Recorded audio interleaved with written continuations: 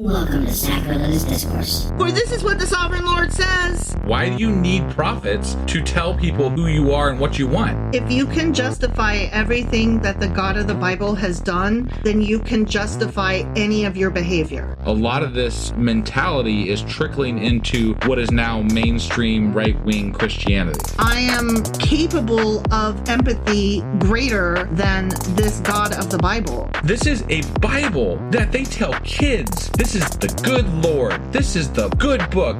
He is fantasizing about murder, mass murder. Head over to sacrilegiousdiscourse.com right now to find out how to leave us a review or support us on Patreon.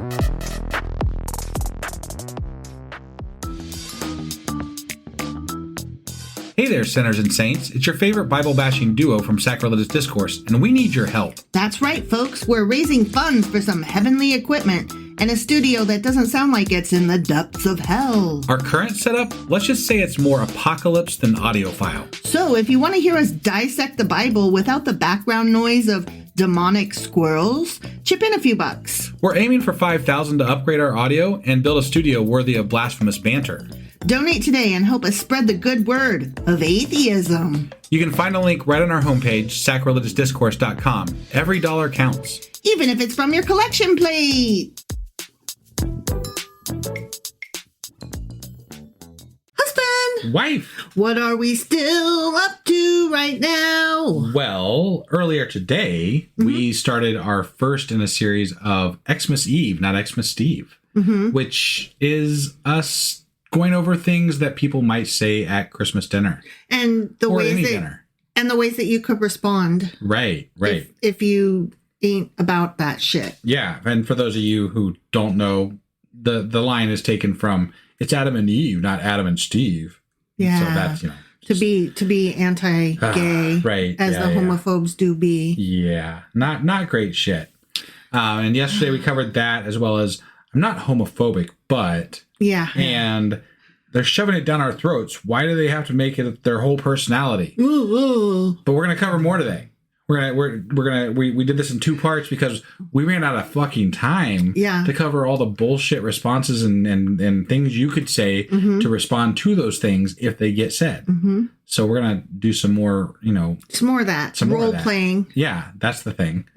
Hope everybody's having a good holiday and surviving through this as your secular selves and others. And we have some folks who are Christian who listen to us, actually. So I hope you're all having a wonderful holiday. And I hope your families are wonderful and you don't have to use these tactics. Happiest of the time of the year, whatever holiday you celebrate, or winter if you don't. Right. Winter solstice, Festivus, fucking just celebrate something. Science. I don't know. You don't have to celebrate anything, actually, but Happy Math Day to you. I love the number pi. If someone's serving some good food, though, I'm going to eat it. That's my theory. Yeah. All right. You ready to do this? I am. Sure as fuck. Let's do it. Okie dokie.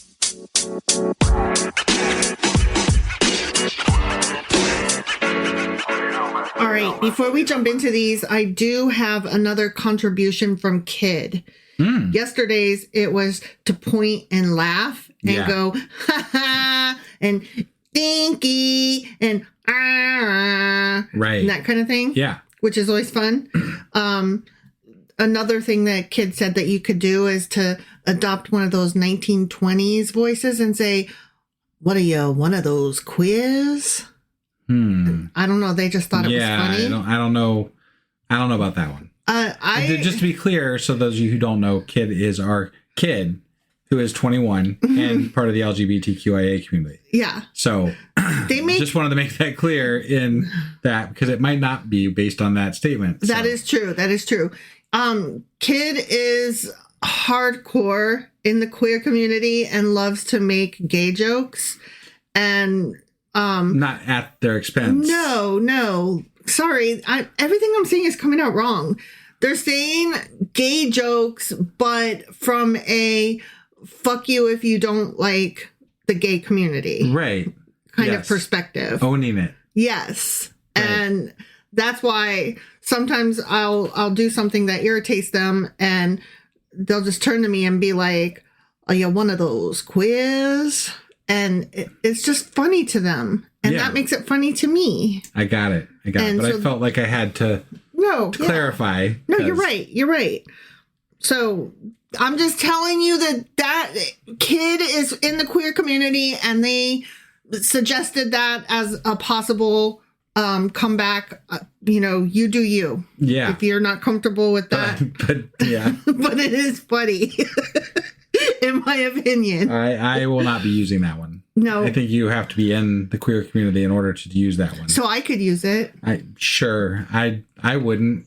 But that's just me. I might, because boomers don't get things. They don't get anything. Right, which then has to lead to a more It's just not a great I don't think that's a good one. So that circles back around to the point and laugh. Sure. Which I really liked. Yeah. All right. So let us continue with what we were doing, which is your Uncle Steve. Yeah, the bad or the MAGA bird, whatever. The MAGA head, the dude bro. Right. Yeah. So you go ahead and say a line, and I will give you possible things you could say back. Right. What about the kids? The schools are indoctrinating them. Okay. First, I'm going to give you a translator. When Uncle Steve says, "What about the kids?" What he's really saying is, "I don't like this, so I'm borrowing children as an emotional shield." Yeah. Right. Yeah, because he's so scared. Mm-hmm. When Uncle Steve says, "Schools are indoctrinating them," what he's actually saying is, "Schools are teaching kids values I can't control." And what? You can't control? Schools are teaching kids values that I can't control. That you can't control. Okay. Yeah. Sorry. Yeah. It was very shaky. Whiny. Yeah. Yeah. Because Steve is a big fat baby. Got it. Okay. Yeah. Uncle Steve, the boomer, the MAGA. Yeah. The anti-gay homophobe. Mm-hmm. He's a piece of shit. Well, he's at least indoctrinated the wrong way. Yeah. Yeah. So, we went over some things that you could say regardless yesterday, which is like, yeah, we're not doing that over dinner. Pass the rolls. Yeah. Kind of thing. Right. There's also things like, let's not turn Christmas into a news cycle, shall we? Or channel check, Right. We're not doing that here. Or I'm not having this kind of conversation over the holiday meal guy. Sure. Yeah. Which I love all of these because they're like firm boundaries and somehow like not rude. Yeah. Even though you're like, nope. Right. Yeah. So like, I also like we're totally not gonna agree about this and I don't want to fight. So let's just pick a new topic, shall we? Right. Move it right along, you know? I also like if you really want to talk about kids, let's talk about the kids in our family. Oh my God. Rather than like culture talking points. Sure. Like memorized Fox News bullshittery. Yeah. Yeah. Like, so how are your kids anyway? Oh, Uncle Steve, you don't have any because nobody wants you. Oh my God. That's so funny. No wonder you're so angry. Right? Yeah. Yeah. Right. Yeah, you should check yourself before you've already wrecked yourself. Right. Yeah. Yeah. But if you're wanting to like change the topic, that's cool too. You can be like, what's the funniest thing a kid has said recently? Like, remember when we were kids and there was that show, Kids Say the Darndest Things or Kids Say the Funniest Things? Yeah. Yeah. Like kids do say some funny shit. They do. So they do. Like you can turn to, the parents at the table near you will surely have stories. I guarantee it. Mm-hmm, yeah. Mm-hmm. And you just get them started and they will take over the conversation and then you can quietly leave. Yeah. And, maybe throw some spitballs or frozen peas at Uncle Steve's, the back of his head. Sure. And then run. Pretend it wasn't guess. you. I don't know that that's a great plan. No. But, whatever. You do you. Yeah. Yeah. Yeah. Another way to divert is to we said yesterday one thing to do was to ask everybody, oh my God, what's your favorite Christmas movie? But since we're talking about kids today, what's your favorite animated Christmas movie? Yeah. Because there's like Rudolph. Right. Like, who doesn't love Rudolph? Right. You know? And then there's like the Charlie Brown Christmas special. So, Right. you know, you got some preloaded in your pocket. Yeah. Preloaded. And then, you know, you can always, again, turn to the parents at the table and ask things like, you know, how is school going for Tiny Tim? You know, like, they're on break right now, I know, for Christmas, but like, how are they doing? I know that they were failing art before because they suck at art. How do you fail art? Right. Yeah. I say that because my kid's an artist. So, you know, my kid's awesome. And yours sucks. So no, they don't. No? Oh. I've been told that your kid doesn't suck. And, Yeah. And I need to take that right back. Yes. All right. Your kid doesn't suck. But my kid is better than your kid. Oh my God. What? What is wrong with you? What? Oh my God. My kid is the best. I mean, you know, you probably think the same is true of your kids. Yeah. I'm not saying anything bad here. Oh my God. Okay. So, then we get into like indoctrination, right? Remember when Uncle Steve was like, they're indoctrinating the kids. Yeah, they got a litter box in the bathrooms for the furries, right? You've heard that one. Yeah. So this is not true, by the way. Totally not true. Yeah. If you're wanting to address that head on, you can say something like, if we're worried about indoctrination, churches literally run programs to shape kids' beliefs from birth. And that's like their whole model. Yeah. So kindly fuck off. Right. Like, you are... How very dare you speak about indoctrination? Right. You know? Yeah. Sunday school is literally belief formation. Youth group is literally identity formation. Vacation Bible school is literally a week-long immersion program. Yeah. Just, again, fuck off. Yeah. Like, I cannot with that. Right. Then there's the fact that a lot of churches teach kids what to think about sex, gender roles, purity, obedience, and, you know, outsiders. And not usually in a great way. No. They teach them all of that before kids can even evaluate claims on their own, which is why a lot of times when kids get into college, they kind of turn liberal a little bit because... You know, they're like, oh shit, there's a whole world outside of what my parents taught me. And then the parents are like, those damn colleges with their liberal agendas, by which they mean those damn outside the church places where people can learn shit. Yeah. Yeah. That is the whole agenda. Right. Yeah. And fucking education. God damn it. Yeah. So if we're like actually worried about adults influencing children, that's not unique to schools. Right. Indoctrination comes from everywhere, and it's just a fancy way of saying it's something you don't like. They've been introduced to something that makes you uncomfortable. Yeah. And uncomfortable things make us grow. Right. You know, we should be introduced to things that make us uncomfortable. Yeah, I agree. I'm not saying that like hardship is a good thing, but hardship does shape us, you know? Yeah. So it's not that I wish hardship on anybody. I don't. But uncomfortableness is a good thing. Right. So Jesus talks a lot about humility and not being led by fear.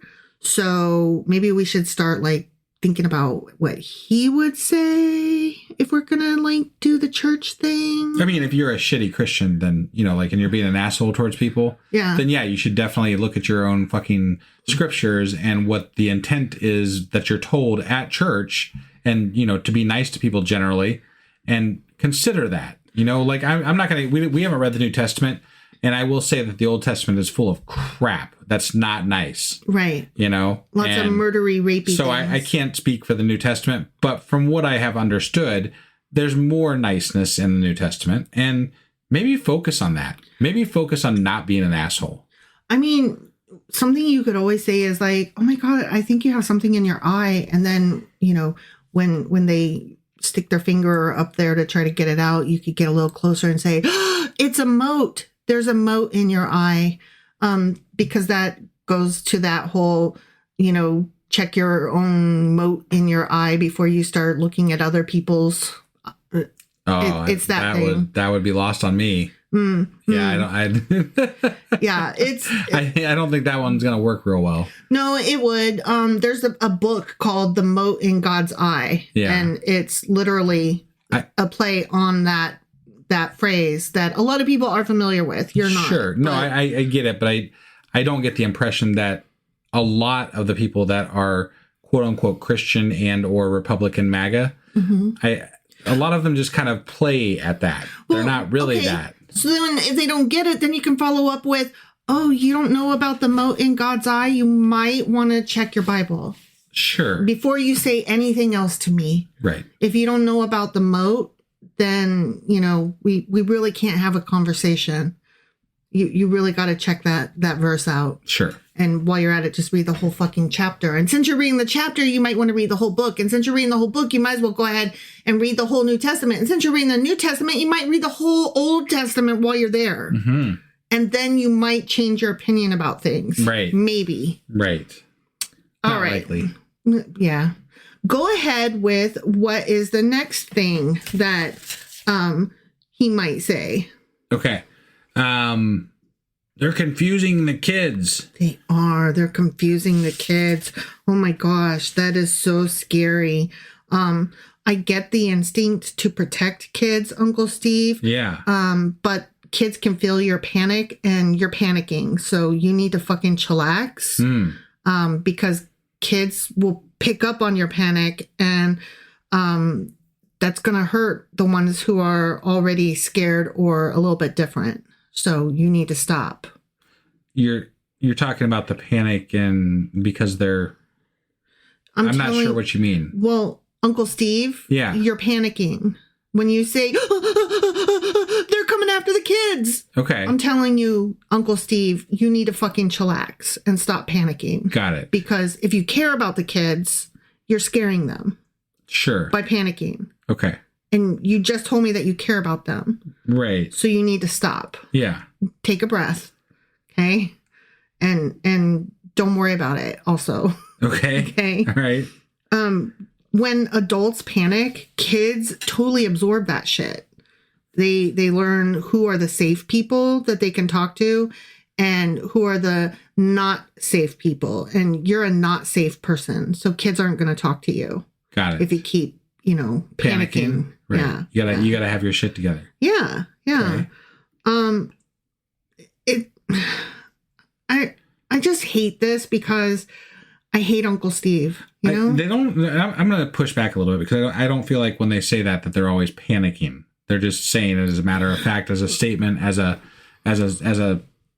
fact. They're confusing the kids because they're saying they're teaching these kids about the LGBTQIA community. They're teaching them about empathy for those communities, and kids don't have the wherewithal to understand why we're talking about these other groups of people. And I call bullshit, but they really believe that. I know. They really think that. And moreover, I don't really I think the only real response to that is they're not confusing the kids. They're teaching them love and compassion. They're teaching them that different people exist and that nobody should be fucking bullied for that. Right. What you learn in school, there's a place for everybody's a little different. That's how we're all the same. Right. I don't know. I just want to tell Steve to shut the fuck up. Well, yeah, I think that goes without saying. Steve sucks. Yeah. Yeah. Fucking boomer's gonna boom all the time. Steve. Yeah. Knowing that the LGBTQIA community exists is not fucking indoctrination. Right. That's like saying that knowing that any other culture exists is indoctrination. We can't indoctrinate people. I mean, you can't.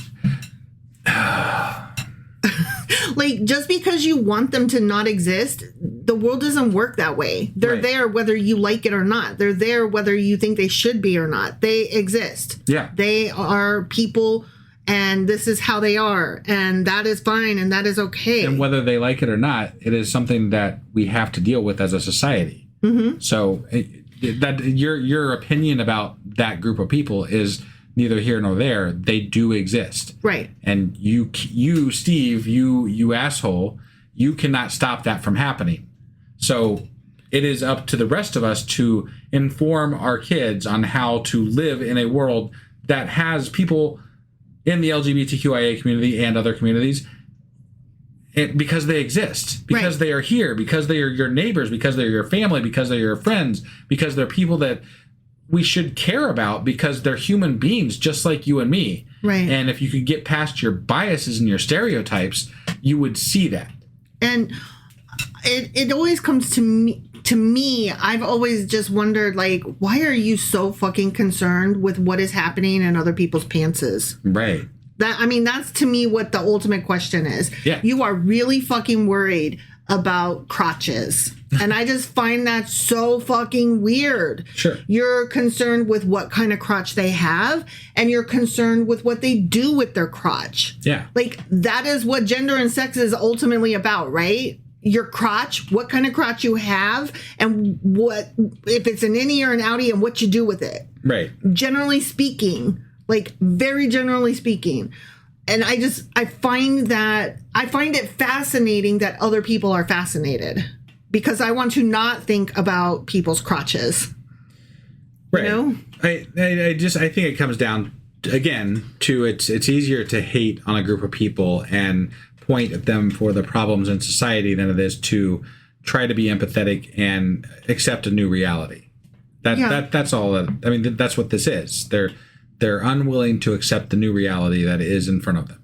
Yeah. So I think from now on, like, anytime some kind of anti-gay or anti-trans thing happens, I'm just going to ask point blank, so you're very concerned about their crotch, and can you explain that to me? Right. Like, I want to understand your fascination, for example, with my child's crotch. Why are you thinking about my child's crotch? Right. Or I'm bisexual. Why are you worried about my crotch? Right. Like, that's gross. Why are you thinking about my crotch? Could you not think about my crotch? Like, yeah. How many times can you say the word crotch before it stops even being a word, right? But you're working on it. I'm working on it. Yeah. I do want to say that when I said that this is the new reality, I didn't mean to imply, just for the record, that this is not something that has existed for all time. What I meant to say, what I was implying, is that we have accepted it to the point in society at this point in history that people are safer coming out and safer being LGBTQIA in public. They're not safe, but they're safer. Right. And so there's more safe spaces and safe people for them. Right.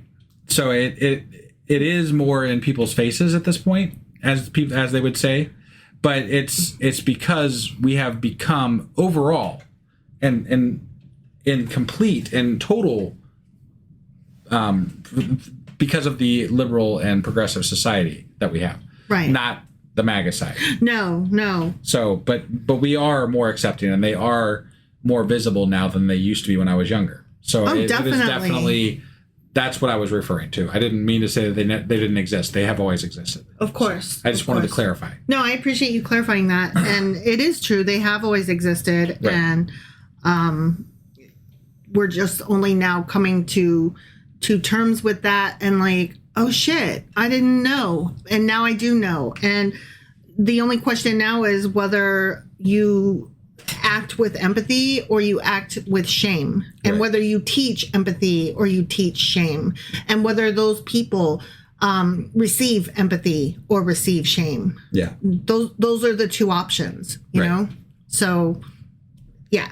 As far as like confusing the kids are confused when you tell them that when you tell them to be nice and share and be nice to everybody, and Jesus is watching you and shit like that, and then you exactly don't act towards people the way that you just told them that they ought to be. Oh yeah, I think that's hypocrisy is confusing to everybody, right? So like the fact that different families look different, that's not confusing to kids. Kids are fine. It's only with that. confusing if you confuse them about it. Right. Exactly. Like, your reaction is what's going to frame the conversation. Right. you could just not panic. Sure. Again, kids pick up on panic. So what if you just don't? Right. You know? Yeah. Usually confusion comes from the be kind paired with, but not to those people. Right. Like whatever those people are. Yeah. At one point, you know, it was people of color. Yeah. In some families it still is. Yeah. Which is just despicable. Right. Go ahead with the next thing that Steve might say at the dinner table. Okay. Parents should decide. Oh, should they? Should they, Steve? Parents absolutely shape values at home, but schools still have to keep all the kids safe while they're there together. Right. Like, you can't just only do one way for all the kids when every kid is different. Yeah. You know, you have to allow for every kid to be different, and you have to allow for teaching kids that every kid is different. Well, I call bullshit when I like it. I don't. What are parents deciding? Are they deciding that we shouldn't be empathetic towards certain groups of people? Because fuck you. Right. Like, fuck you very hard. Very hard. Like, that's not you don't get to decide that we are allowed to be mean as a society to the persons or people that you don't like. Right. That's not how this works. Exactly. And I don't accept that answer. That's why you get a lot of Christians homeschooling their kids. Yeah, do it. Go for it. Homeschool. Sucks for those kids, but at least you're not bringing your shit into the public schools. And by shit, it's not just the shitty attitude. It's usually the unvaccinated germs, too. Mm-hmm. So, yeah, stay at home, bruh. We don't care. Like, that's mean. That's mean to those poor kids that are being indoctrinated. Yeah. You know? No, yeah, but they're going to be indoctrinated either way. Right. And they're going to, I'm not saying 100% of the time, but more often than not, those are the ones that are going to be the ones harassing people that are different than them. You know, and it's just, I would rather them be homeschooled than bring that shit into the public schools, honestly. That's my personal opinion. Where we have to cater to it. Right. As if it's the way, one way that's right and true. If you're raising your family to be hateful, then keep that hate away from my kids. Yeah. You know? Yeah. Because every kid deserves a respectful environment. Yeah. And that goes for whether they are Christian kids or not Christian kids, Uncle Steve. Right. All the kids, you know, fuck off. Yeah. All right. What else might Uncle Steve say? It's grooming. Ugh. That word gets thrown around so fucking much. Oh, yeah. I hate it because we don't even hardly understand what that word means anymore in society, because we use it for, I don't like that. That's grooming. Yeah. You know, and it's not. Real grooming is about secrecy and control. And it's about teaching kids that unsafe things are safe. Right. And it's disgusting. You know, it's terrifying. Yeah. And it's not about teaching kids, let's not bully each other. Right. No, empathy is not grooming. That's compassion. That's being human. That's, you know, existing in this world. That's following Jesus's main lesson of let us love one another. Like that was, he said the greatest of these is love. Sure. Like he gave this whole list. I mean, again, we haven't read the New Testament. Right. But he gave this whole list of like, these are all the things that you should do, but the most important of these is love. Right. And bullying doesn't fit in there, Uncle Steve. Right. So fuck off. Yeah. If we actually care about kids not being groomed, we should focus on actual risk factors like abuse prevention and adult training to handle bullying, and how to counsel kids who are in the LGBTQIA community, safe reporting. We could talk about gun control and school shootings all day if we're actually worried about kids. Yeah. Like, you're more worried about a kid's crotch than you are about them getting shot. Yeah. That worries me, Uncle Steve. Right. I feel like your priorities are all fucking wrong. No, and they absolutely are. Mm-hmm. That's a large part of this. Like, it's their priorities are whatever they're being told their priorities are. Mm-hmm. And so there's no real belief system behind it for these people. It's more about what is currently being spewed in the right wing, culture that is happening around them. Yeah. So yeah. And that makes it very difficult to even have a legitimate conversation because they're like, I don't know what I'm supposed to think. Let me get back to you on that. Well, I gotta even go check my Fox News. Yeah, and then even their facts are generally based on not facts. So like they may have quote unquote facts, but they're usually wrong or very skewed. So what is so frustrating is when they repeat something that is quite obviously the talking point. Like for a while, I would tell my mom, I wish you would be more open-minded. And she would say, don't be so open-minded that your brain falls out. And I had literally just heard that phrase used like by Fox pundits. yeah. And I'm like, oh. Well, I've heard that since I was little, but But just the frustrating thing is that my mom doesn't realize that she's just repeating, like she's parroting lines that she heard. That were fed to her. That's one of those lines meant to, as an older person, meant to cull the younger crowd. Like don't. It's an insult saying that you don't know everything. Yeah. And the problem is that the person saying it generally has stopped learning. So it's kind of exactly wrong. Like the whole situation is wrong. It really is.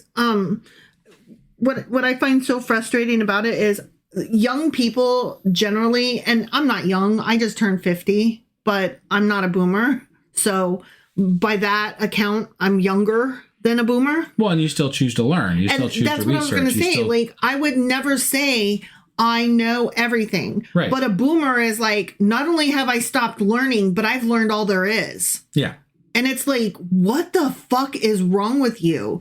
You think everything stopped at the last item that you learned. Yeah. And then nothing happened after that. And that's why you still can't even use a VCR, and VCRs went out. Like, seriously. Like, when you were a kid, could your mom figure out the fucking VCR? It was my grandparents, actually, that I had a problem with that. But my mom could not figure out the VCR. My dad had to do it. Right. And the remote control, it's like, you can't even figure out the fucking shit that came out when you were my age. And now, like, your brain has fucking atrophied.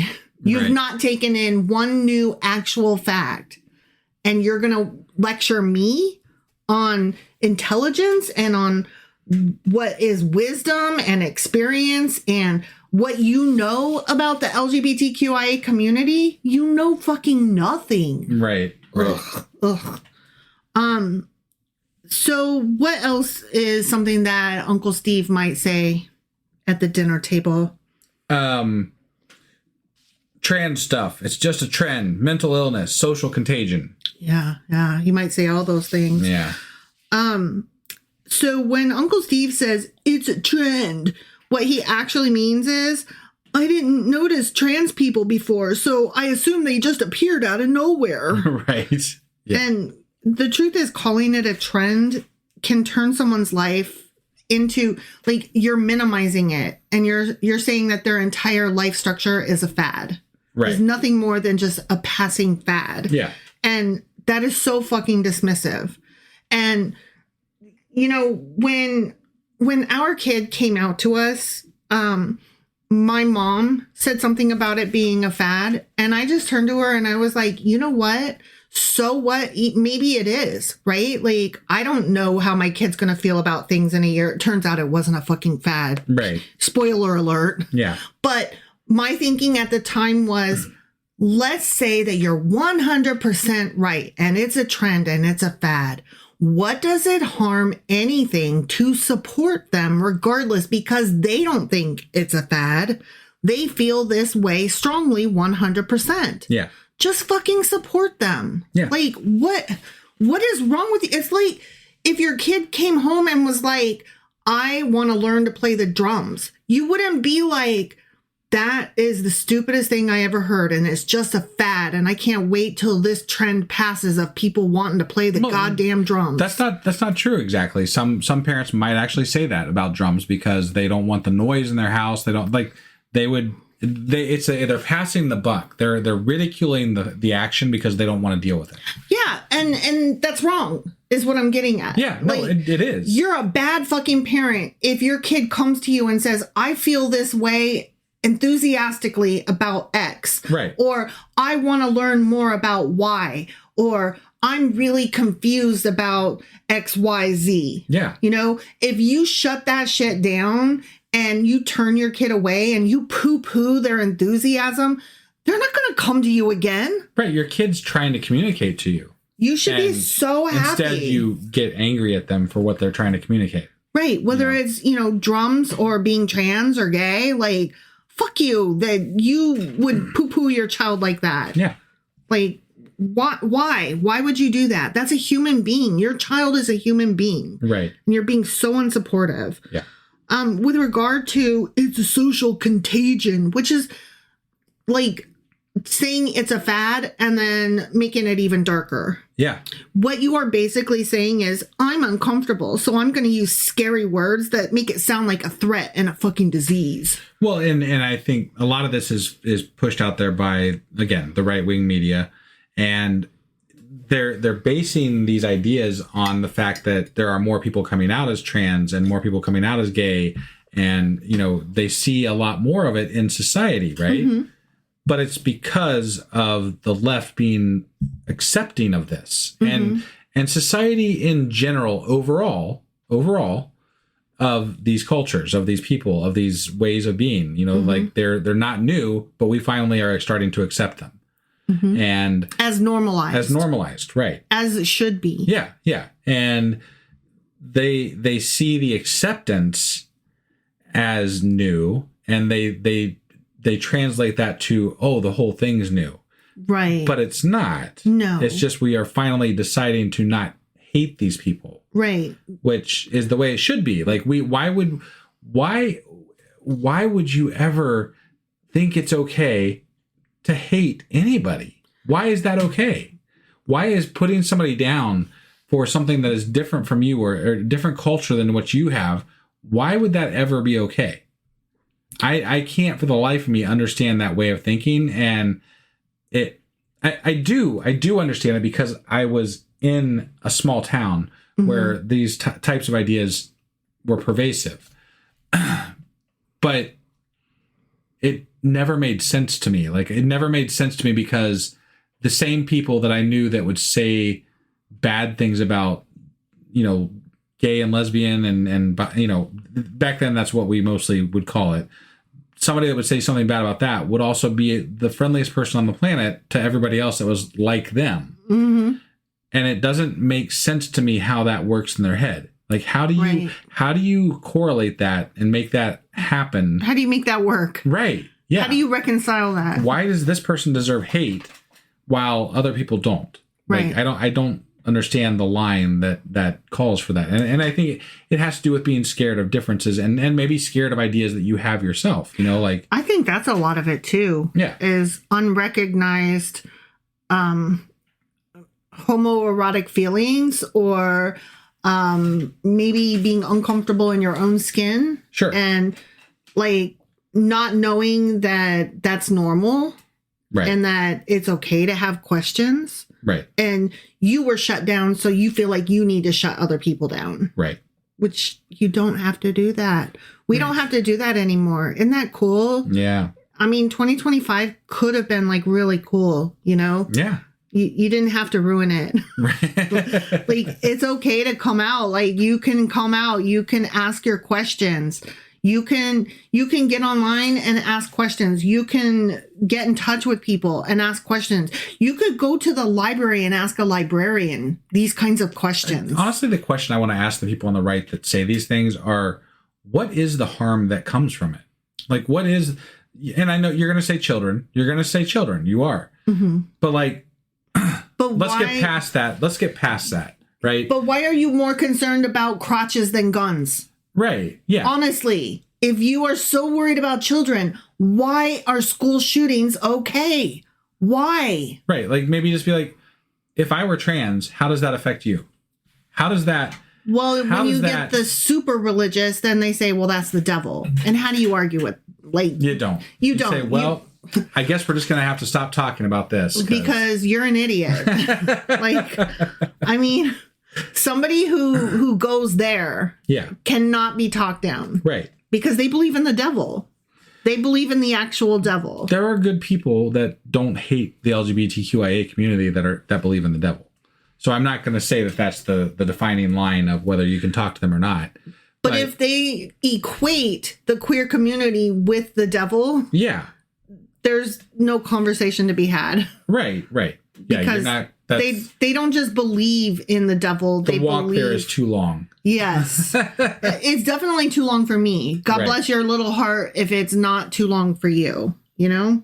Yeah. I do want to point out that words like contagion and disease have always been used to other people that are different.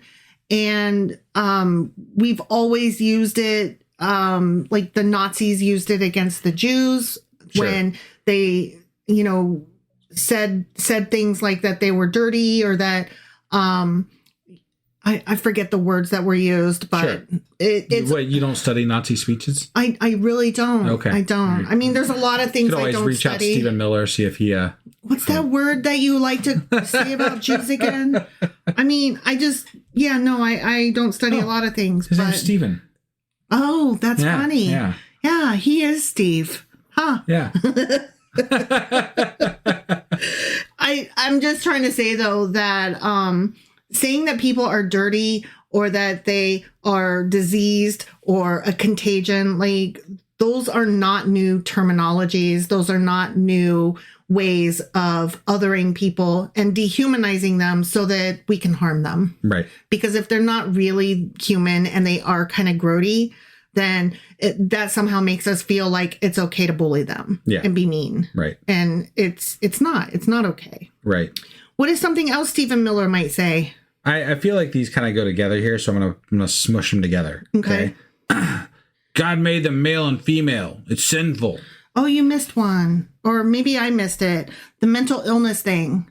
It was not. Yeah. No, that was part of the last one. I took it back. Yeah, that was the first one. Was the last one, and I didn't cover it, so that's on me. Okay. Yeah. The mental we'll get to the one you just said. Sorry, but I do want to address the mental illness thing. Yeah. Because as a person with mental illness, I'm like, hey, fuck you.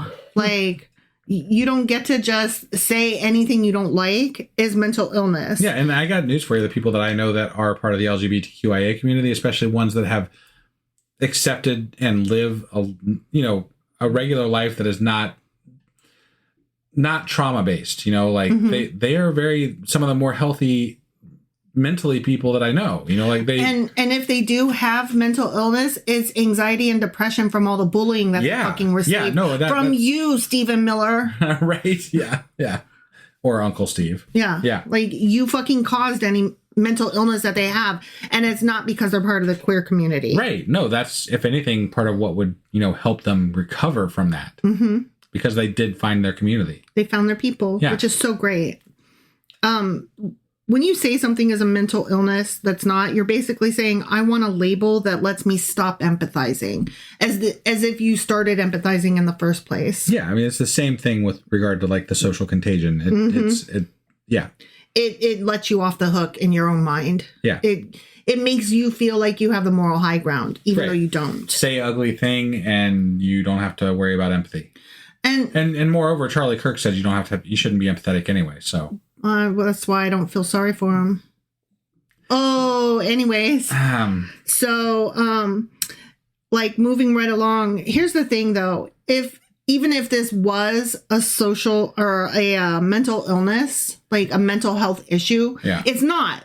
But let's say that just for a second, just for the sake of argument, that it is. The right response to somebody with mental illness is not bullying and being cruel. It's compassion.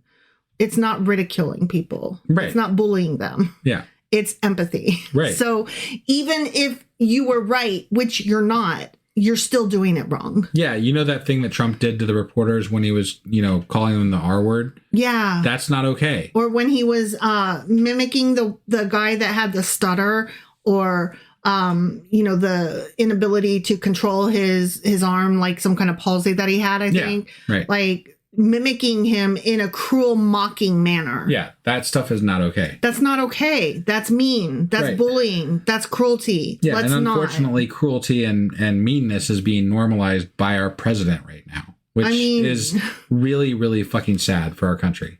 It was always going that direction, but at least like you could call it out. Yeah. And now it's becoming more just the norm. And that's why shooting boats that don't even, without even trying the people aboard, like, oh, we just do murder now. Yeah. We're just mean to everybody. We just do murder. We just, we see people that look like they're from another country, even though they're not, because they have brown skin, and we just, punch them or whatever. Yeah, being at war with a country in South America was not on my bingo card for this year. No. It really was not.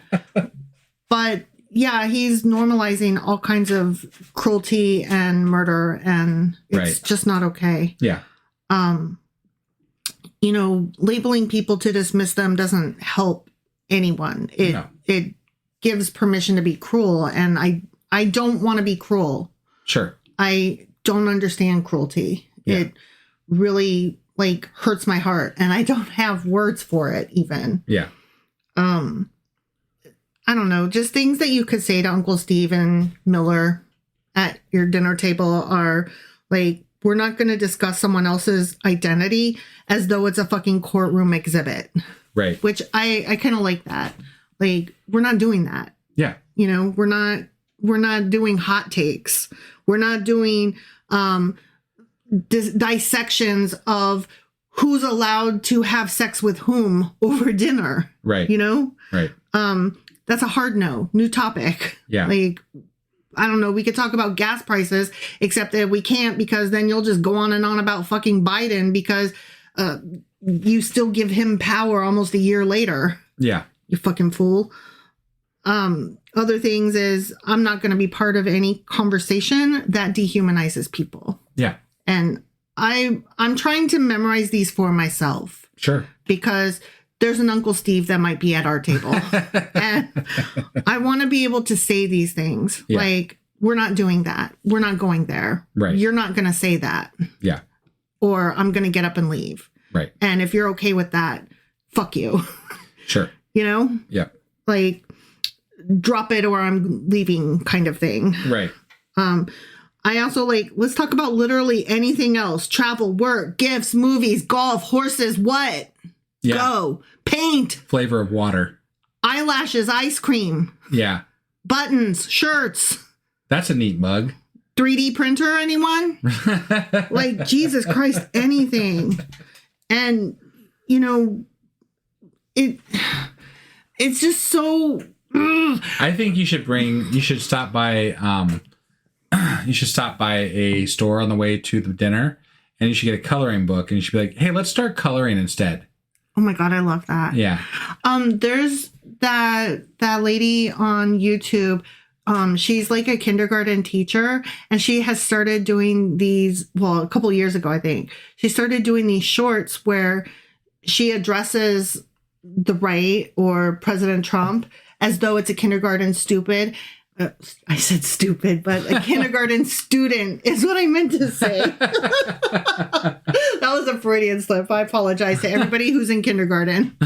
But she talks to them as though they are in kindergarten and says things like, oh, Aunt Nancy, catch a bubble, which, is use your mouth to catch a bubble. Like, yeah. So you're being quiet now. Right. Like, you need to catch a bubble, Aunt Nancy. You're saying something rude and we don't want to be like that. And then she's like, I know you have big feelings about that and we can talk about it, but not at dinner. That's mean. That hurts people's feelings. You don't want to be mean. And I just fucking love her. She's so funny, and it really breaks it down to the heart of it. You know, like, you're a child with a child brain. Right. You have big, scary feelings and you don't know where to put them. So you put them on everybody else.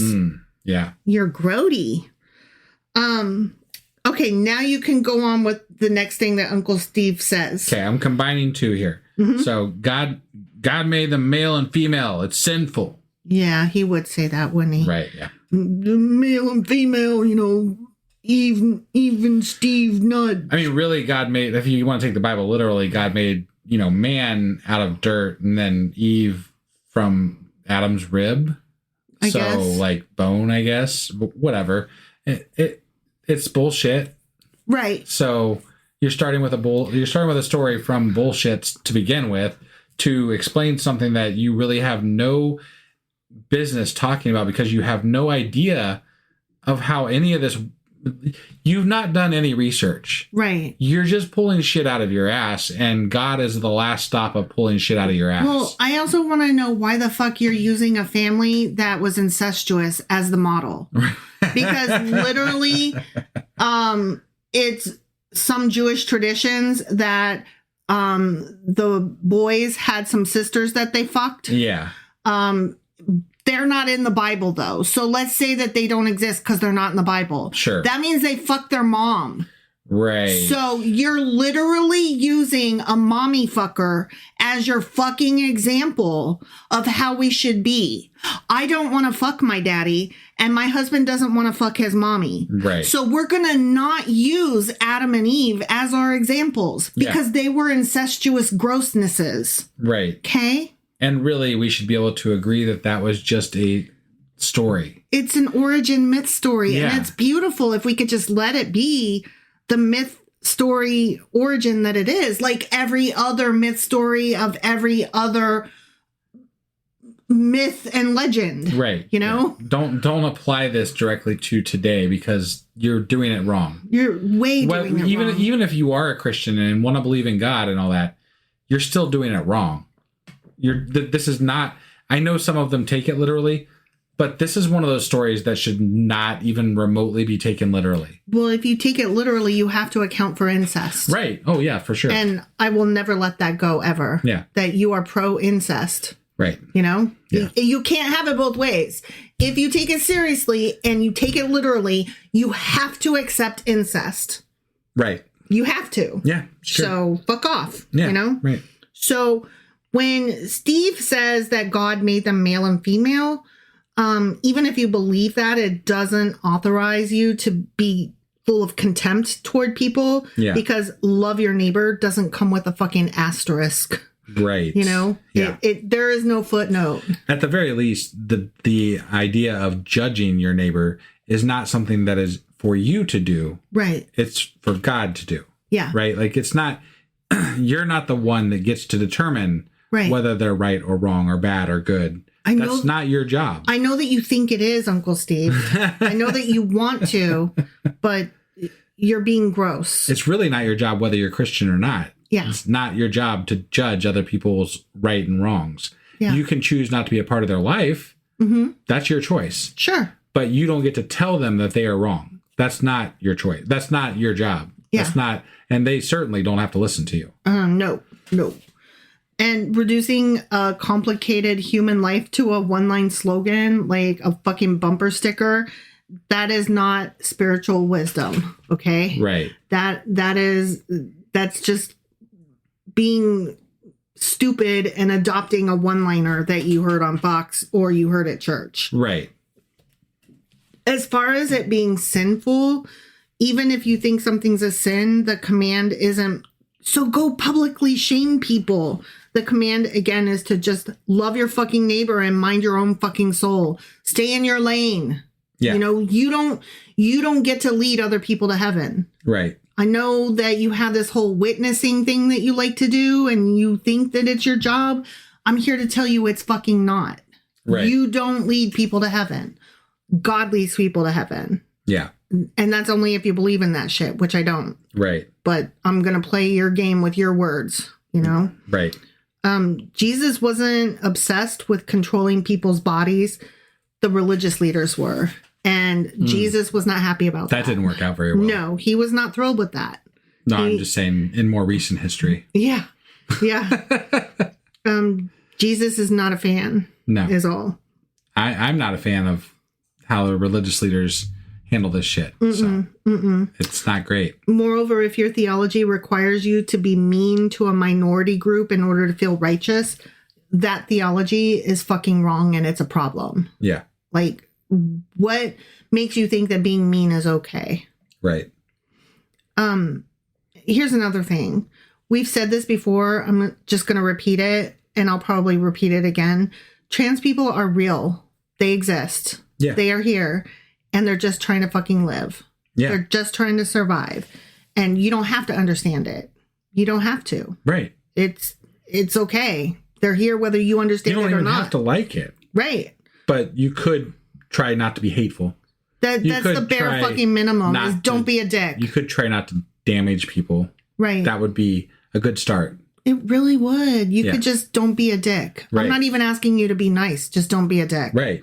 Yeah. What's it that we used to get told? If you don't have anything nice to say, don't say anything at all. Right.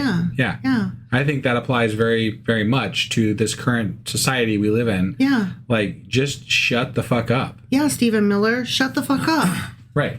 Like, I don't think I'd be allowed to say that at our dinner table because I don't think that the person on the receiving end of that would care for that very much. But it'd be fun because it's pulling a saying from their time and applying it to them. Because it's always a boomer. It's always a fucking boomer. Right. Yeah. And when they go off saying, like, I'm just being honest, that's my favorite. Because I'm like, no, you're not just being honest. You're being a dick. Right. You're being mean. And even if you think you're being honest, like, being honest doesn't give you license to be cruel. It just fucking doesn't. Yeah.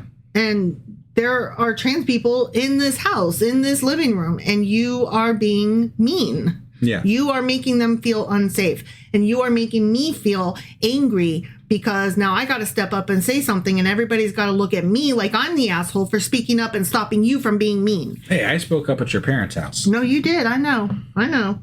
It's just frustrating that, like, when a fucking boomer says some shit, everybody just gets real quiet, and it's always like, oh, just let them. That's the way they are. And I'm not here for that. I'm not for it. Yeah. I'm not here to change them and try to teach them to be better, but I'm not going to sit there and let them talk that shit. I'm just not. Right. It's horrible. Yep. Especially when, we have people in our fucking family that applies to. Yeah. All right. Go ahead with the next one. It's my favorite. Okay. I can't keep up with the pronouns. Oh, I love that one. You can learn the word fucking quinoa, but you cannot keep up with pronouns. Okay. And anyway, nobody's asking for perfection. Like, we've talked about this ad nauseum. Like, we still misgender our child. Sure. I misgender celebrities. I misgender a lot of things, a lot of people. But we generally catch ourselves, or try to. I try to, and when I'm corrected, I feel horrible and I apologize, because it's not about getting it right. It's about trying, and it's about respecting people, and it's about accepting people, and intention matters. And we're getting a lot better at it. If you just continue to try to be correct as much as possible, it gets easier. It does. It's especially good because me and you help police each other. Right. Like, except for the pronouns in First Maccabees. Oh, fuck Maccabees. Honestly, those Maccadoodles can go fuck themselves. They suffer from pronoun abuse. I will say it right now. I can't keep up with those pronouns. No, I can't either. But that's not really what we're talking about. But no, it's true. It's fucking true. Sorry, that's relevant. If you're not following along with our regular podcast, that's what we're reading right now, and it's relevant. I promise. Yeah. It's true too. Like, you can learn somebody's nickname, but you can't learn that they go by a different pronoun now. Right. Yeah. Like, you can learn Dr. So-and-so's name, but you can't learn. Well, you and I have been talking a lot about pronouns, and because of the society we live in now, and where we are trying to be more respectful on the left to other people, who have to everybody. Yeah. And we have decided that we think that it's better to refer to people as they, them, before you know. Like, if you don't know, they, them is an easier way. Like, it's in my opinion, it's more respectful. It is more respectful because then they can, it allows them to give them the opportunity to address how they want to be addressed. Yeah. And, you know, then you've let them know by saying they, them, you've let them know right off the bat, I'm a safe person and I will go whichever way you want. Yeah. And our kid actually has a saying that they say all the time, don't assume my gender, you know. And well, so, what's really funny is they used to say that when they were younger as a joke. And then when they came out, it was like, oh, okay, that actually applies now. Right. Well, it may be applied then too, but we, you know, we didn't know. Right. But we were the first peoples that they told. Yeah. And that's because we allowed that space for them. Right. And so here we are today, and, you know, it's cool. Yeah. There's a person at my work who isn't out at work as trans. Yeah. And so I had to ask how to refer to this person at work versus outside of work. Yeah. Because I know them in both places. Right. And, you know, I understand that it's like really, really wrong and harmful and hurtful to use somebody's dead name, which is the name that they no longer want to go by or the gender that they no longer want to use. Yeah. And so I didn't want to either out them at work when they weren't ready for that or to hurt them by using the wrong thing because I'm trying to be safe and protect them at work. Yeah. Yeah. And, you know, that conversation, just asking the question shows that I care. It shows that I'm safe and that I want to get it right. Yeah. Obviously I couldn't get it right. You know, I couldn't because I don't know. Right. It's okay not to know. It's okay to ask. It's okay to ask. It's okay not to know. And you know what? It's okay if the trans person or the trans person or queer person or whatever person, it's okay if they don't feel like taking on the emotional baggage of answering that question. Right. You know, everybody has the right to ask questions and everybody has the right to not answer questions if they don't feel like fucking answering. Right. But this whole, I can't remember people's genders. Yeah, you actually can because you have all your life. And you're choosing not to. Yeah. Right. Yeah. I mean, you know, husband's mom is a prime example of somebody, she's a boomer, right? Yeah. But she's so wonderful because she gets it wrong like 90% of the time. But bless her heart, she actually cares and tries and wants to be better. And she almost always apologizes when she remembers she got it wrong. Yeah. And because of that, we almost never even correct her anymore because we're like, she's old. It's cute. and kid is okay with that because kid knows their heart. Yeah. And kid is like, meh. Yeah. I'm not going to yell at grandma. She's great. Right. You know, she supports me. Yep.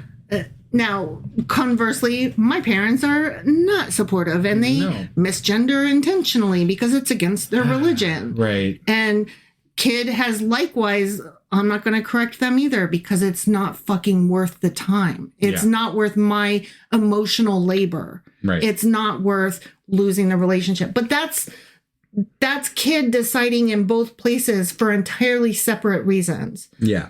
That it's okay to get it wrong. You know? Yeah. So the point is, nobody is asking you to remember everything, although you fucking can because you already do. Right. We're asking you to give a shit, to be nice, to try. Just fucking try. Yeah. Learn. Fucking learn. It's not hard. Right. Ugh. All right. Sorry. Go on. What else would Steve say? Okay. You can't even say Merry Christmas anymore. Oh, I love we saved this one for last. Yeah. What that actually means is I'm uncomfortable that I'm not automatically the default position. Right. What's really cool though is like if they're like, I can't even say Merry Christmas anymore. You can actually respond.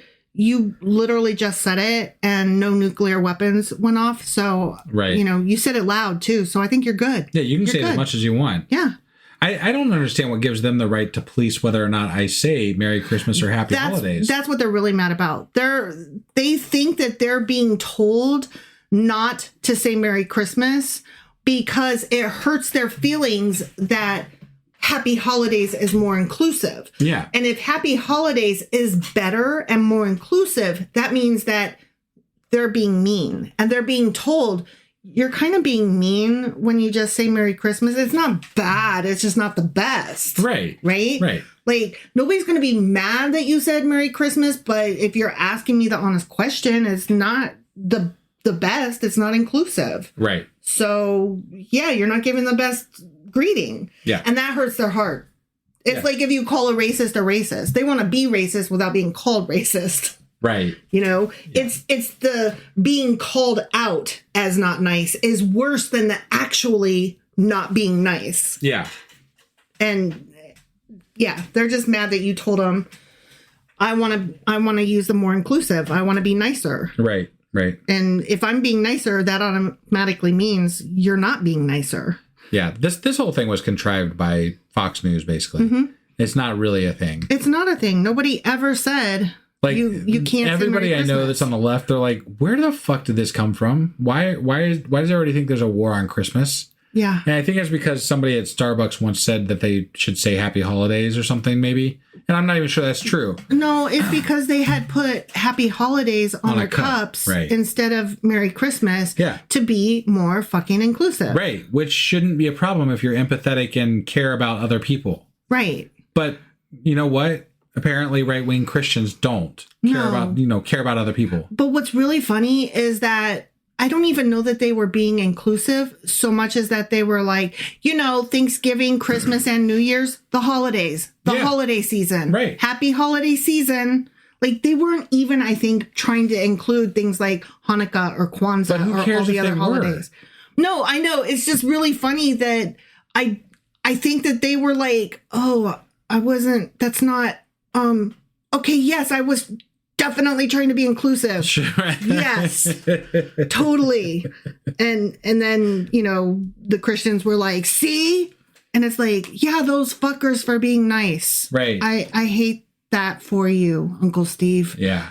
I think CNN should start calling it the war on empathy, the war on compassion, the war on love. On kindness, yeah. The war on kindness. The war on hearts, the war on being nice. Yeah.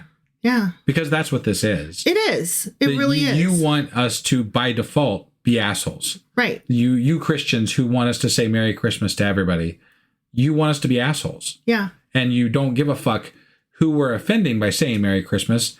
You just think that we should all say Merry Christmas. Because that's what you believe. Because you are offended for some fucking reason. Right. And I can't quite figure that out. But you can say Merry Christmas. I'm not telling you not to. It's fine. Right. I don't, it's not the most inclusive, but it's fine. Yeah. Like, I don't feel insulted when somebody tells me Merry Christmas.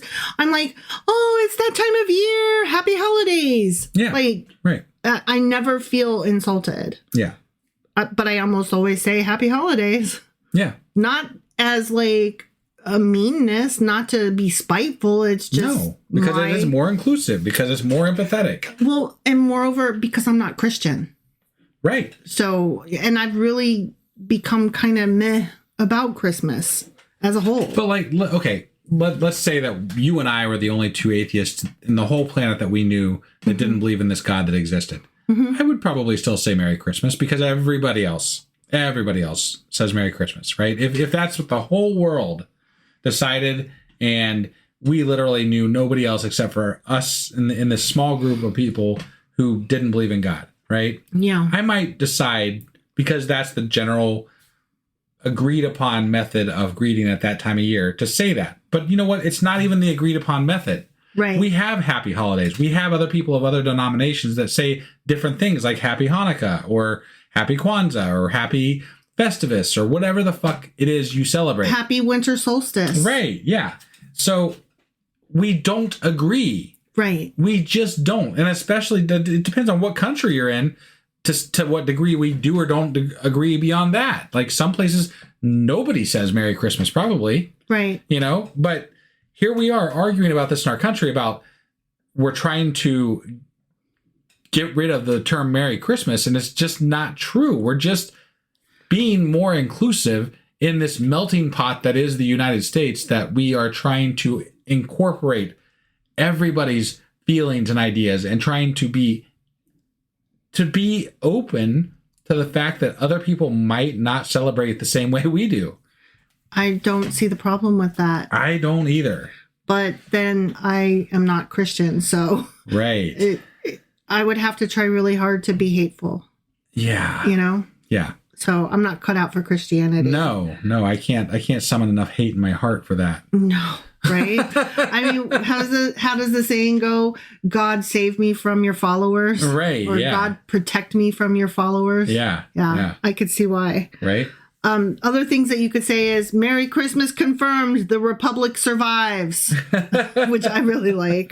Or if saying it is illegal, you just committed a felony in front of the gravy. Are you okay? Right. Like, should I call 911? Like, ooh. Or, you know, instead of like being ridiculous and silly about it, you could be like, nope, not doing the war on Christmas thing. Right. Pass the green bean casserole, which is gross. I hate green bean casserole. Can we fight about that instead? There you go. Right? Yeah. Like, people either love it or hate it, and I hate it. How do you feel about green bean casserole? It depends. I've liked some. I've not liked others. So I think it's the most disgusting thing on the planet. It's the wrong kind of green beans. It's those skinny, floppy, I think it's the French cut. Right. Yeah. Yeah. They're gross. And then you put like that fucking snot in it. and then you put fucking, I don't know, crunchy boogers on top of it. Those are good. Those are part I like. No, the whole thing is disgustoid. Yeah, right. Going back though to the war on Christmas. Yeah. Christians aren't persecuted in America because a cashier says happy holidays. Nope. That is totally not what persecution fucking looks like. And we can show you if you like, because I can come up with a pair of handcuffs and shit. Sure. Yeah. I would love to persecute you. I would wager that the people that you're not allowed. We are. You and I are atheists. Other people are Muslim in this country. Other people are Jewish in this country. Other people are lots of different things that they're not. Right. Yeah. Yeah. And I would wager that they are much more put upon with regard to their religion than any Christian in this country is. Well, I was going to say, I mean, you and I don't feel safe telling people where you work, where I work. We don't feel safe telling some of our extended family members, a lot of the people that we know, our neighbors, that we're atheists. Right. We're not comfortable with that. We don't feel safe. We feel like it could be dangerous to us or our kid or our cars or our windows or our livelihood. Yeah. Right. So when you talk about persecution, you want to be real fucking careful with that. Yeah. You know? Yeah. Like, I'm not even saying I'm being persecuted. Right. But I think I'm a lot fucking closer to it than any goddamn Christian in America. Yeah. You know? Right. In the Bible, persecution is imprisonment, violence, poverty, and exile. Not someone used a generic greeting at like Target or Starbucks. Yeah. You know? Yeah. Like, fuck off. Right. Fuck off. Merry Christmas, Merry Christmas, Merry Christmas. You know? Yeah. Look, we all said it. There. Do you feel better? Do you need me to change your diaper? Like, Jesus. I don't know. I'm just so fed up with Uncle Steve. Stephen Miller is gross. Right. But what's the next thing Steve might say at the table? They're trying to erase Christmas. Are they though? No. Christmas seems to be doing just fucking fine, Uncle Steve. It really does. It's in every store from like October to New Year's. Yeah.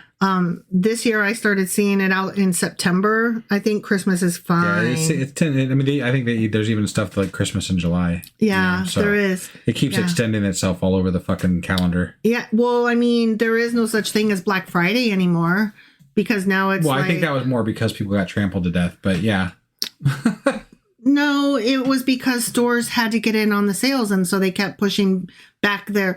Like, at first it was 6 o'clock in the morning, Black Friday. Then it was pushed back to 3 a.m. Then it was midnight. Then it was, now it's a week before. That was part of it. A week before Black Friday is not Black Friday, y'all. Right. That was part of it. But also the bonus was they aren't going to get sued for people dying in their stores to go get a fucking towel. Doll. A towel. Whatever. Right. Yeah. Yeah. Yeah. Because Those are the best deals. The towels. Sure. Christmas is fine. It killed all the other fucking holidays in the happy holiday season. Right. You know? Yeah. I don't know.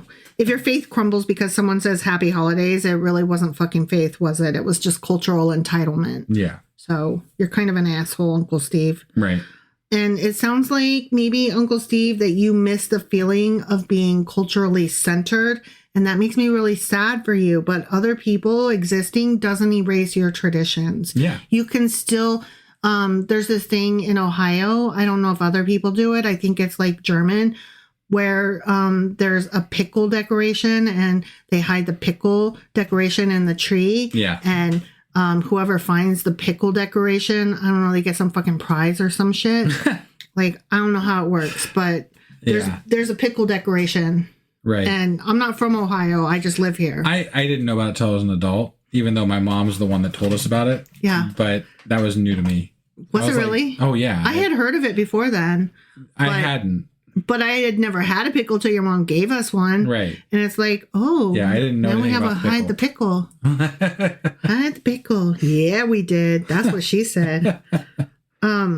So you can still do your little traditions. Yeah. Like some people have a tradition where they open all their presents on Christmas Eve night. That's fun for you. Right? Yay. When we were kids, my sister and I got to open one present on Christmas Eve, and my parents picked it out, and it was always pajamas, Christmas pajamas that we could wear to bed Christmas Eve night. Yeah. And, you know, that's fun. Another tradition is leaving out milk and cookies for Santa. Sure. You know, another tradition, like in our family, our stockings that were hung by the chimney with care, they had peanuts. My parents would put peanuts in the toes to fill in that. We did that for years too. See, I had never heard of anybody else who did that. I meant you and I did that for years too. Oh, okay. I thought you meant with our kids when they were younger. Of course we did, because I was like, no, that's what we do. And you're like, I've never heard of it, but okay. Right. Sounds good to me. And we weren't as solid in our, atheists. I mean, we were still atheists. Well, our kids were little too. Yeah, they were little, and it was just, you do Christmas, so we did it. And we hadn't really like solidly looked at our atheism at that point. We still would have done Christmas for the kids. Sure. And we still would have put peanuts in the stockings. But if we started having a kid right now, we might make it more science-based or something. Like there might be something more to it. Yeah. We would still celebrate Christmas, but we would celebrate it a lot different. But there would still be a stocking and there would still be peanuts in the toe. Sure. I'm telling you that right now for a fact. No, that's fine. But we're not having a baby right now. No, obviously. Because I'm so done with having babies. Well, yeah. I mean, A, I can't. Right, yeah. But B, I would not want to. Right. I'm so done raising children. Oh my God. What's another Christmas tradition? Oh, you know what? Growing up, my mom always made orange Danish rolls. Yeah. And that way we could like snack on them for breakfast. And then for dinner, we always had like these finger food things that she would start putting out at like lunchtime. So we would go straight from the orange Danish rolls right into things like the cheeses and the crackers and the olives and the fruit tray and the veggie tray and all that, like meats and cheeses and stuff like that. Yeah. And so we just have like snacky foods all day. Yeah. And that was our tradition. Right. What did you have as a tradition? Besides ripping open the presents, because that's what you did. Yeah, I don't know. Like, yeah, that I mean, we definitely did the milk and cookies, and we did stockings, and we had regular stockings that we used every year, and my mom always got the wrong one set up for my brother and me. We had to correct her every year. Oh my gosh. So that's funny. My brother and I often found all of our presents before Christmas, so that was a thing. Yeah. I don't know. It was just normal Christmas. We had one year. It was all American. Probably Christmas. One of my favorite Christmases was we did a family Christmas where everybody crafted each other's gifts, and I thought that was kind of cool. So That would be fun. Yeah, my mom actually I was really jealous. One of my cousins got a homemade chess set that my mom made with, and the pieces were clothespins that she had painted and stuff in like a red and green motif. That's neat. Yeah. Yeah, I can see you being jealous of that. Well, yeah. Because you're into the whole chessboard thing. Yeah. Yeah. All right, keep going. What else would Steve maybe say? But it's Christian America. I love that one because it's not. It's not. It is and it's not. It is and it isn't, I should say. So a lot of the founding fathers were Christian, but the idea of what Christianity was back then was much more of a clockmaker tradition. So there was like hands off. God. Yeah. And moreover, it was more about the freedom to express whatever religion they wanted to, which at the time was mostly Christian, right? Sure.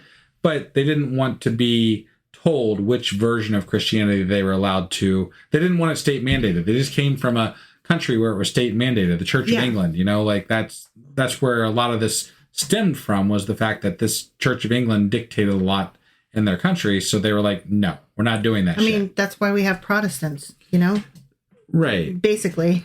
Yeah. They're like, let's just not, and let's have, separation of church and state kind of thing. Right. No, and that's, it was very important to us to keep them separate for the most part. Like things changed here and there over time in our country, and there's, we have things on our money that says under God, and we have, we But they meant it differently. They didn't mean it like, or else fuck you. Sure. Sure.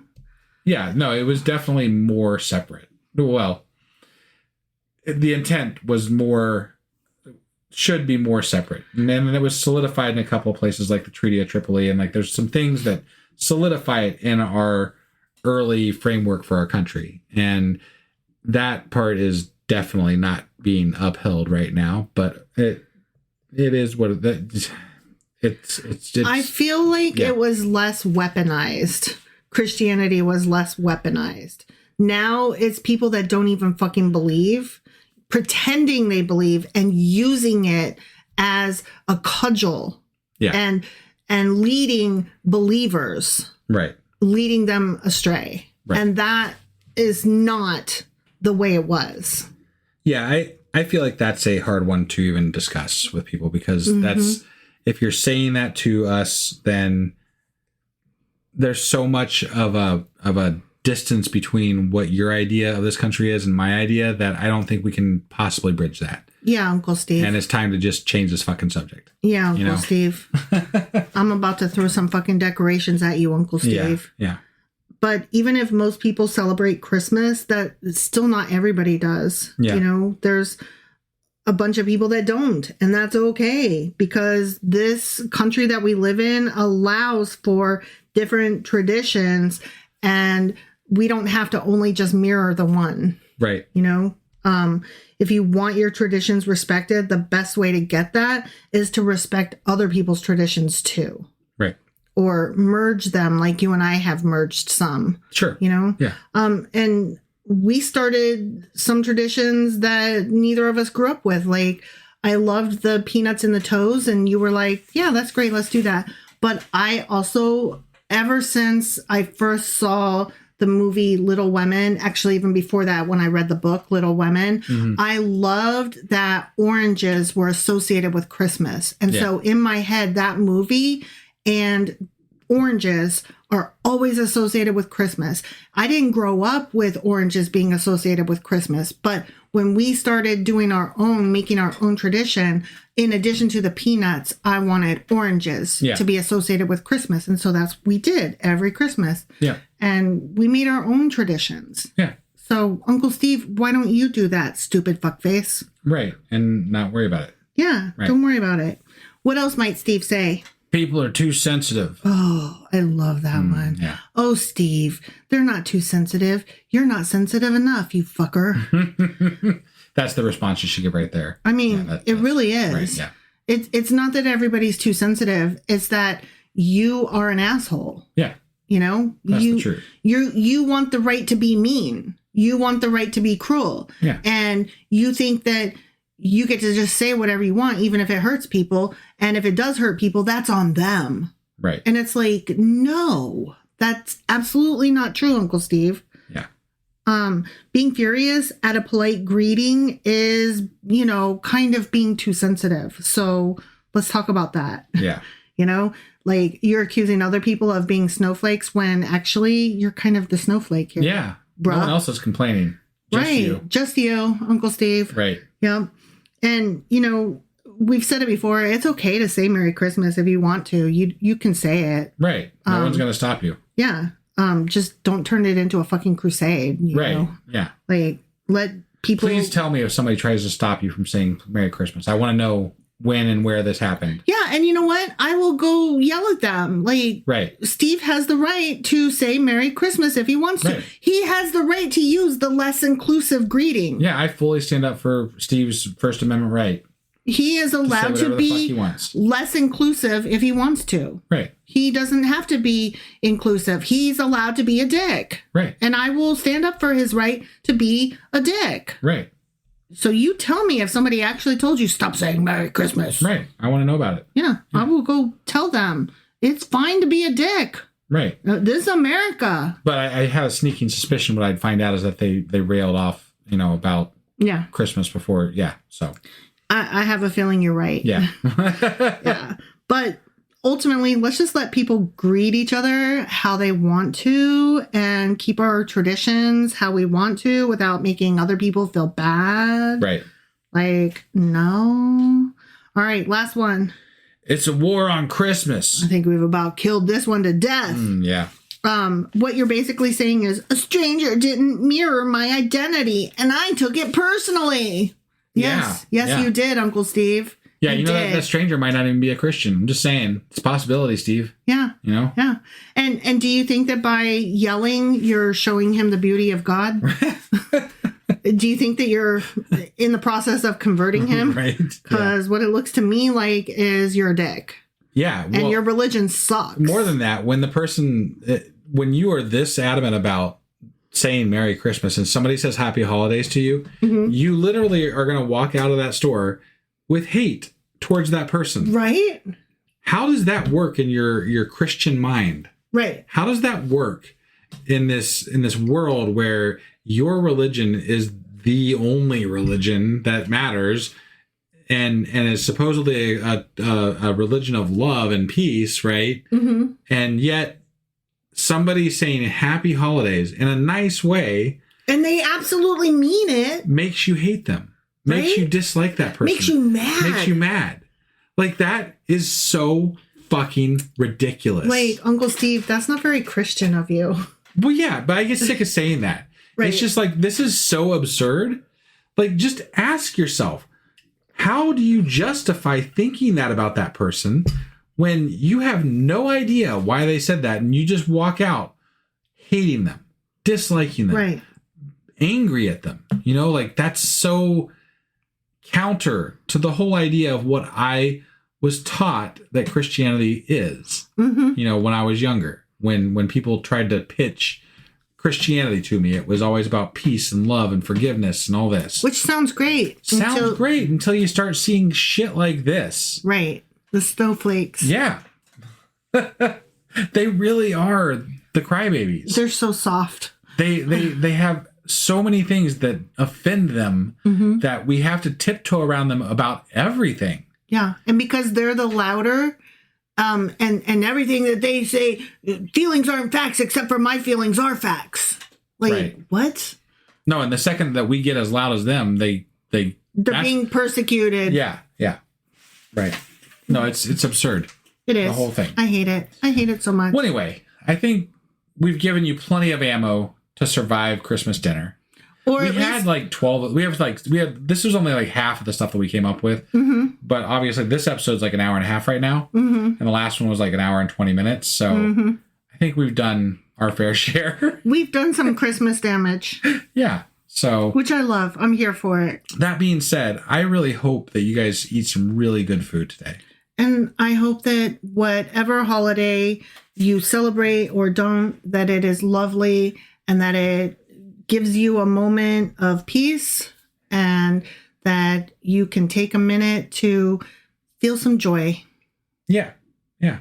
I mean, and that sounds lame, but I actually mean it. And just know that when Uncle Steve goes off, you're not alone and being distraught that person exists at the table.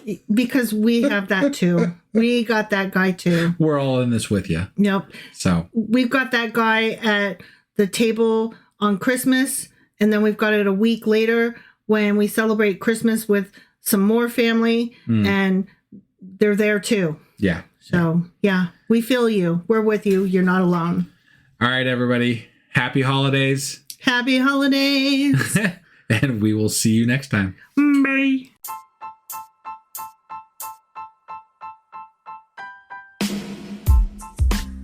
Hey, wife, I guess that's the end? But husband, that's just sad. It doesn't have to be. We are on lots of social media platforms like Twitter. Our handle there is sacrilegious_D. For D's nuts. Oh my God.